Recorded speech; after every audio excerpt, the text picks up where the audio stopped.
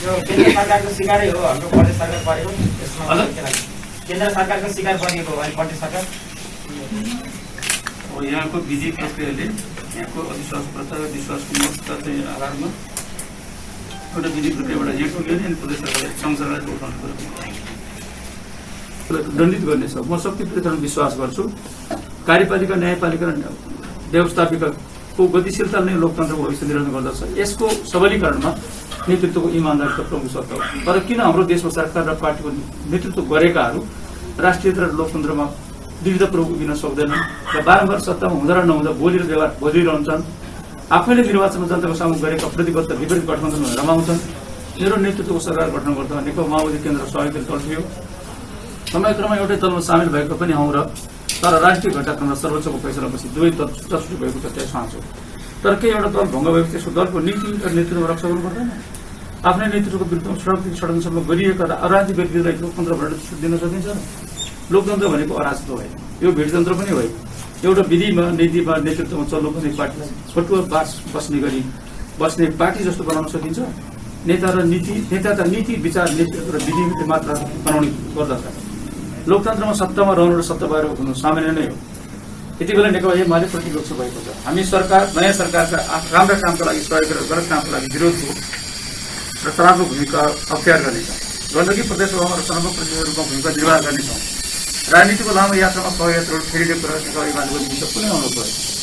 अहिले देखा परेको अराजनीतिक गठजोड बदलावको प्रकट भएको हो। समयसम्म प्रकाशित हुनेछ।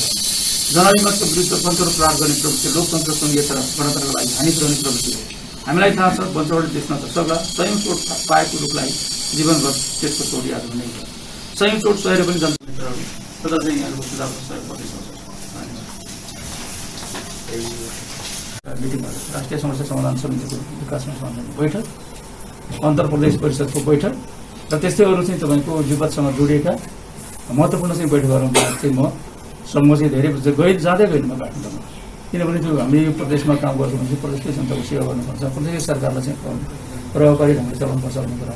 अब चाहिँ भूमिका फेरिएको छ। म प्रमुख प्रतिपक्षी दलको नेतामा छु।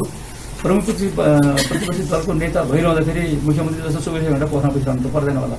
त्यस कारणले मैले पार्टी पोलिटिक्स गर्ने चाहिँ थोरै अवसर पाएकै छु।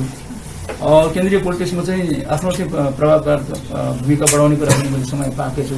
त्यो समयलाई म भरपुर उपयोग गर्छु भन्ने म चाहिँ यहाँबाट चाहिँ सहयोग गर्न चाहन्छु। र पार्टीमा जुन खालको बिखराव छ मेरो चाहिँ म चाहिँ यहाँ चाहिँ सङ्कटमा छु। के अरे प्रदेशसभा विघटनतिर जाने या सरकार चाहिँ के अरे फेरिनेतिर जाने त्यतिर जाने होइन, कोभिड महामारीको यस्तो चाहिँ सङ्कट के अरे चौपट चाहिँ समस्या छ। यसको बिचमा पनि पार्टीभित्र जुन खालको समस्याहरू पैदा भएको छ त्यसले पनि आजको राजनीतिमा जसरी प्रभावकारी राखेको छ होइन। सायद हाम्रो पार्टीभित्र बिखराव नआएको भए, हाम्रो केही नेताहरूले चाहिँ तपाईँको अर्को दलको नेतालाई प्रधानमन्त्री बनाउँछ भनेर सिग्नेचर नगरेको भए सायद यो गठबन्धन बन्ने नै थिएन होला। त्यस कारणले यो चाहिँ यो गठबन्धन बनेर चाहिँ मुलुकको राजनीति त तपाईँको जमिरहेको चाहिँ दहीमा चाहिँ कागज निचोरेर फाले जस्तो भयो नि होइन। त्यस कारणले मैले अलिक प्रश्न अस्ति पनि त्यस कारणले उठाएको थिएँ कि यो के चाहिँ त्यस्तो एउटा चिज छ, एउटा प्रवृत्ति छ, एउटा दृष्टिकोण छ, एउटा शक्ति छ जसले गर्दा नेपालमा चाहिँ नेपाली कङ्ग्रेसको 2 तिहाईको बहुमत हुँदाखेरि, नेपाली कङ्ग्रेसको सुविधाजनक बहुमत हुँदाखेरि अहिले कम्युनिस्ट पार्टीको चाहिँ तपाईँको झन्डै 2 तिहाई जनताको चाहिँ सरकार हुँदै जहिले पनि त्यस्तो बेलामा चाहिँ पार्टीहरू बिचको चाहिँ बिखराव चाहिँ पैदा गरेर नेताहरू बिचको झगडा पैदा गराइदिएर हामीलाई विभाजित गरिदिएर अस्तित्व चाहिँ ल्याउने कहिले चाहिँ व्यवस्था गुमाएको छ, कहिले चाहिँ अर्कोपटक व्यवस्था चाहिँ राजाले लिएछ 2 पटक र यो पटक चाहिँ अब व्यवस्था कसले लिन्छ त्यो तहमा त पुगिसकेको छैन। हामीले चाहिँ किन नयाँ संविधान जारी गरेका छौँ, लोकतन्त्रको मूलभूत चाहिँ मान्यताहरू चाहिँ स्थापित गरेका छौँ र अहिले पनि अस्तित्व छ नि त्यो संहितामाथिको चाहिँ आत्मबोध भन्दा त्यही काम भइरहेको छ। त्यस कारणले यस्तो चाहिँ स्थितिमा चाहिँ हामीले गम्भीरतापूर्वक सोचेर आफ्नो चाहिँ ठाउँबाट भूमिका के निर्वाह गर्नुपर्छ त्यो राजनीतिका विरोधीहरूले आफ्नो छोराछोरी राजनीति नलागोस् भनेर कहिले कहिले चाहिँ स्कुलहरूमा पनि मास्टरले भन्थ्यो कि पोलिटिसियन त्यो भने के राजनीति फोहोरी खेल हो भन्थ्यो। राजनीति फोहोरी खेल भयो त दुनियाँमा राजनीति नभएको यो दुनियाँ नै चल्दैन। राजनीति भनेको राज्यको नीतिहरू पनि माउ नीति बाउ नीति त्यो नीति नभइकन चल्दैन भने त्यो चाहिँ सबै चिज चाहिँ भएको त्यो नीति नै फोहोरी छ भन्दा संसारै फोहोर छ, चाता र मान्छे नै फोहोरी छ। र यसको अर्थ चाहिँ यो होइन कि राजनीतिक फोहोरी खेल आफै त्यो सिद्धान्तको हिसाबले आधारको हिसाबले निष्ठाको हिसाबले राजनीतिक फोहोरी खेल होइन। तर राजनीतिलाई हामीले फोहोरी मान्छेहरूले फोहोरी बनाउँछौँ। हाम्रा नेताहरू फोरी भयो भने राजनीति फोरी हुन्छ। त्यस कारण म के चाहन्छु, मैले आजसम्म कति गर्न सकेको छु तपाईँले मूल्याङ्कन गर्ने विषय हो, तपाईँले हेर्ने विषय हो। तर यो पृथ्वी सेवा गरौँ, राजनीति फोरी खेल होइन। फोरी मान्छेहरू राजनीतिमा गयो भने त्यसलाई चाहिँ फोहोर बनाउँछ। त्यस कारण पृथ्वी सेवा गरौँ, त्यसो फोरी खेलबाट चाहिँ उम्कनुपर्छ भन्ने मान्यता राख्छु। तपाईँकै छिमेकी जिल्लाको एकजना मान्यज्यू जो अहिले पनि मन्त्री हुनुहुन्छ, उहाँ तपाईँतिर आइदिनु भयो, फेरि अर्कोतिर गइदिनु भयो, फेरि अर्कोतिर आउनु होला। तपाईँकै कारणले पनि उब्जिएको भनेर कसैले भन्यो भने एउटा निष्ठाको विषय हो। राजनीति चाहिँ निष्ठाको विषय हो भने राजनीति एउटा आदर्श पनि हो। त्यो आदर्शको सीमा चाहिँ के अरे कसरी नाग्यो भने र निष्ठाको सीमा कसरी नाग्यो भने त्यो निष्ठा र आदर्श त हाम्रो व्यवहारमा प्रस्फुट हुने विषय हो होइन। र मैले निष्कर्ष चाहिँ के अरे निकालिरहनु समिसकिरहन्थेँ। म के देख्छु भनेदेखि मैले सोचेँ राजनीतिमा अब रत्नाकर डाकु पनि वेदव्यास बन्न सक्छ भने समाजमा एउटा हिजो चाहिँ के अरे एउटा चुतिया चाहिँ जो डाकाको सरदार थियो चिनमा, चुतिया चाहिँ तपाईँको लालसेनाको कमान्डर बन्न सक्यो भने, चिनको चाहिँ 3 जना नेतामध्ये माओ सेतुङ, चलनलाई सहितको चुतिया बन्न सक्यो भने हाम्रो दीपक मनाङगे चाहिँ हामी जस्तै चाहिँ एउटा चाहिँ शुद्ध चाहिँ राजनीति किन गर्न सक्दैन?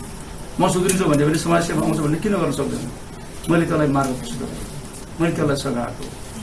तर चाहिँ कहिले कहिले के हुन्छ भनेदेखि सबै चाहिँ के अरे डाकुहरू चाहिँ तपाईँको वेदव्यास त हुँदो रहेछ, सबै डाकुहरू चाहिँ तपाईँको चुतिया त हुँदो रहेछ, चुको हुँदो रहेछ। या त्यस्तो चाहिँ सबै चाहिँ त्यस्तो हिजो चाहिँ तपाईँको समाजले चाहिँ तिरस्कृत गरेको ठाउँ भएका मान्छेहरू राजनीतिमा आउँदाखेरि हामीले उहाँलाई स्पेस दिने जुन चाहिँ तपाईँको सहजीकरण हामीले गरेका छौँ, त्यो सहजीकरणलाई चाहिँ तपाईँले त्यो चाहिँ यो चाहिँ म चाहिँ सो रूपान्तर हुने चाहिँ उभिको अवसर हो भन्ने कुरा ग्रहण गरेका नगरेका मान्छेहरूले चाहिँ यसरी धोका दिन्छ। त्यस कारण धोत्रोको बोट चाहिँ आँगनमा चाहिँ के अरे हुर्काएर अमृत पाउँदैन। हजुर रत्नाकरी बन्नुभयो वाल्मीकिबाट। रत्नाकर त भन्नु भने तपाईँलाई सुझाउ छ कि छैन त त्यो त्यस्तो सोचेर ल्याएकोमा? त्यस्तो नभइदिँदाखेरि के अनुभूति लाग्छ? मैले भनिसकेँ त लास्टमा तपाईँ आँगनमा चाहिँ धोत्रोहरू पाल्ने अनि तपाईँ अमृत पाउनुहुन्छ भनेर। यसलाई यसरी कसैले बुझिदियो भने उहाँ रत्नाकरै हुनुहुन्थ्यो, तपाईँसँग हुनुहुन्थ्यो, वाल्मीकि हुनुभयो, तपाईँलाई छोडेर जानुभयो भनेर कसैले बुझ्यो भने त्योभन्दा ठुलो धोका मलाई के हुन्छ? मैले चाहिँ चुनाव जिताएर ल्याएको मै हो। मलाई म चुनाव के अरे म चाहिँ यस्तो चाहिँ गर्दिनँ, अब चुनाव लड्छु, राष्ट्र सेवा गर्छु। हाम्रो पार्टीले चुनाव जिताएको होइन भन्दा एमालेमा प्रवेश गरेको होइन। उहाँलाई चाहिँ तपाईँको यो चाहिँ के अरे यो शपथ लिन चाहिँ हाम्रो सभामुखले मान्नु भएको थियो, यहाँका सांसदहरू मानेको थिएँ प्रतिपक्षी दल। आज चाहिँ तपाईँ उहाँलाई चाहिँ पुरस्कार म त हिजोदेखि ल्याएको चाहिँ मैले त मन्त्री बनाउने भएँ, उहाँले चाहिँ त्यो गरे होइन। र उहाँले त्यो मैले त्यो सारा चाहिँ गरेर चाहिँ पार्टीको चाहिँ के अरे मलाई चाहिँ प्रवेश गराएँ। 2-3 वर्ष त हाम्रो लिमिटतिर राख्ने भएको छ। आजको दिन पनि मैले चाहिँ पुनः चलाउने भएको थियो। हिजो उहाँको सदस्य हिजो जान्थ्यो सांसद, किनभने एउटा चाहिँ सांसद चाहिँ स्वतन्त्र सांसद कुनै चाहिँ दलमा प्रवेश गर्छ, संसदीय दलमा प्रवेश गर्छ, त्यसको सदस्य बन्छ। त्यो के अरे संसदीय दल छोडेर फेरि म स्वतन्त्र भएँ, म चाहिँ अर्को पार्टीको दलमा लागेँ भने त्यो सांसद रहिरहन्छ। तर मैले त्यो कारवाही त्यसो गरिनँ नि। त्यो नबुझिया पोलिटिक्स धेरै बुझिया छैन मलाई चाहिँ यो चाहिँ यति सुविधा के अरे सुविधा त दिउँ न त भनेर सुविधा दिएको होइन। जस्तो मुख्यमन्त्रीज्यू जिन्दगीमा उहाँले चाहिँ मबाट धेरै कुरा सिक्छ होला। हिजो दाबी प्रस्तुत गरिसके पछाडि तपाईँ जसरी दाबी प्रस्तुत गर्नुभयो, केन्द्रबाट त्यसलाई विघटन गरेर चुनावमै जानको लागि केन्द्रबाट दबाब आइरहेको थियो। तर तपाईँले होइन संवैधानिक बाटोबाट के प्रमाण छ होइन भन्ने तपाईँसँग के प्रमाण होइन विधिवत हिसाबले जानुपर्छ चाहिँ गर्नु मान्नु भएन भनेर आइरहेछ आएको कुरालाई भनेको तपाईँबाट बुझ्नु हो कि होइन के हो यो चाहिँ? केन्द्र तपाईँले कसरी देख्नुभयो सुन्नुभयो भने के केन्द्रबाट सुविधा भइरहेको जसरी निवेदनहरू गरे अरू पार्टीहरू पनि गए, तर तपाईँ त्यो बाटोबाट हिँड्नुहुन्न भनेर नियम सङ्गत हिँड्नुपर्छ भने तपाईँले नमानिदिएको कारणले फर्कियो भन्ने आइरहेछ नि त समाचारहरू। त्यो तपाईँको अनुमानको कुरा हो, के हो? फेरि पनि म भन्न चाहन्छु पृथ्वी सेवा गुरुङ चाहिँ केपीले भनेर चाहिँ आफ्नो निष्ठा त्याग्ने मान्छे होइन, आफ्नो जे कन्भिक्सन छ त्यो त्याग्ने मान्छे होइन। या चाहिँ प्रतिपक्षी दलले चाहिँ बेसरी दबाब दियो, दबाबबाट झुक्ने होइन। या हाम्रो कुनै मान्यले यसरी चाहिँ घुर्की लगायो, त्यो घुर्की अगाडि चाहिँ सामु चाहिँ हत्तापत्ती घुँडा टेक्नेपछि पृथ्वी सेवा गुरुङ होइन भने बुझ्नुपर्छ। र मैले चाहिँ तपाईँको मैले दावा गर्न पाउँदैन, तर मैले दावा गरेँ भनेर चाहिँ दावा गरिराखेको छु। तर मलाई जोड्यो आज कान्तिपुरले, जसपाको मन्द ठाकुरको चाहिँ चिठी दियो पृथ्वी सेवा गुरुङले, कोसँग प्रमाण छ त्यो। जसपा आफै जो चाहिँ विवादित छ, जो भावना भौतिक रूपले चाहिँ विभाजित भइसकेको छ, एउटा दलको नेताले चाहिँ के अरे एउटा चाहिँ विवाहित भएको दलले अर्को दललाई चाहिँ दिँदाखेरि त्यसको चाहिँ के अर्थ हुन्छ त्यति कुरा पनि बुझिएको छैन यो मुख्यमन्त्रीले मुख्यमन्त्रीले बुझाएको छ नि त्यो अनि त्यो अर्का चाहिँ तपाईँको त्यो चारमा चाहिँ म चाहिँ मुख्यमन्त्री बनिरहन सक्छु म मुख्यमन्त्री त मेरो प्रदेश बाबुलाई एउटा विश्वासी बनाएको टिकिरहन सक्छु त्यस कारण यो चाहिँ गलत हरकतहरू गरेर चाहिँ सारा चाहिँ गरेर चाहिँ मुख्यमन्त्री टिकिरहने मेरो सुरुको दिनदेखि थिएन हिजो पनि थिएन आज पनि थिएन भोलि पनि छैन जे भएको छ त्यो सबै संवैधानिक प्रक्रिया अनुसार विधि अनुसार चाहिँ भएको छ नि त्यसमा पनि कुनै प्रश्न उठाउने ठाउँ छ र दावा त चाहिँ तपाईँ एकजनाले मात्रै गर्न पाउने हो दावा त मैले पनि गर्न पाउँछु अरू पनि गर्न पाउँछ नि 60 जनामा सबैले 59 जना सबैले गर्न पाउँछ सहमत भए त्यो संविधानको उपधाराको चाहिँ प्रबन्ध त्यही होइन अनि कसैले चाहिँ दावा गर्ने बित्तिकै आफूले दावा गर्ने पाउँदैन भन्ने कुरो चाहिँ यो निरङ्कुश प्रवृत्ति चाहिँ त्यही हुन्छ र सबैको 59 जनाकै अधिकारको प्रबन्ध गरेको हो यो उपधारा चाहिँ 5ले अनि मुख्यमन्त्रीले चाहिँ दावा गर्यो भने त्यो चाहिँ अपराध हुन्छ त्यो अलोकतान्त्रिक हुन्छ कहाँ छ संविधानको कुन प्रावधान छ भन्नुहोस् त फेरि पनि मैले त मेरो चाहिँ के अरे दलको चाहिँ 27 जनाको चाहिँ लिस्ट दिएको छु अनि मेरो पार्टी चाहिँ उपस्थित छैन मेरो मान्यहरू मेरो पार्टीको चाहिँ सदस्यहरू चाहिँ कुनै मानिए भने त्यहाँ उनीहरूको नाम जानु पर्दैन प्रदेश प्रमुखमा त्यो गरेको चाहिँ अपराध हुन्छ त्यो गरेको चाहिँ अवरोध हुन्छ त्यो चाहिँ सबै छुनफान गर्ने त मैले होइन नि प्रदेश प्रमुखले भने प्रदेश प्रमुखको कार्यालय हो यो सबै कुराहरू यति सहज रूपमा यति डेमोक्रेटिकल्ली हुँदा पनि प्रश्न उठाइरहनु पर्छ त्यसो पनि औचित्य छैन हजुर यसमै तपाईँले त्यो अब दावा गरेको भनेर आयो सुरुमा समाचार हिजो होइन मैले दावा त त्यही त प्रश्नवाचन त्यो के हो पछि फेरि प्रदेश प्रमुखज्यूको पत्रमा चाहिँ एकल दाबी भएकोले गर्दाखेरि उहाँलाई नियुक्त गरियो भनेर केशवचन्द्र नेपाली के हो मैले नाम चाहिँ प्रस्तावै पास गरेर पेश गरेर चाहिँ मेरो यसो चाहिँ प्रदेश मुख्यमन्त्रीमा दावा छ भन्नै चाहिँ के अरे त्यस्तो चाहिँ नगरे पनि मैले 27 जनाको नाम पेश गरेको होइन 27 जनाको नाम पेश गरेको उहाँले चाहिँ के चाहिँ त्यो के अरे विज्ञप्ति निकाल्नु भयो त्यो उहाँहरूको कुरा हो तर चाहिँ त्यहाँ त दुईटै पक्ष त छँदै थियो एउटा विपक्षी गठबन्धन थियो एउटा सत्ता पक्ष थियो सत्ता पक्षको नाम चाहिँ हुने बित्तिकै सहयोगले बुझ्नुपर्ने कुरा के हो भने चाहिँ सत्ता पक्ष पनि दावादार हुन्छ नि होला नहोला चाहिँ आफ्नो कुरा दावा हुँदैन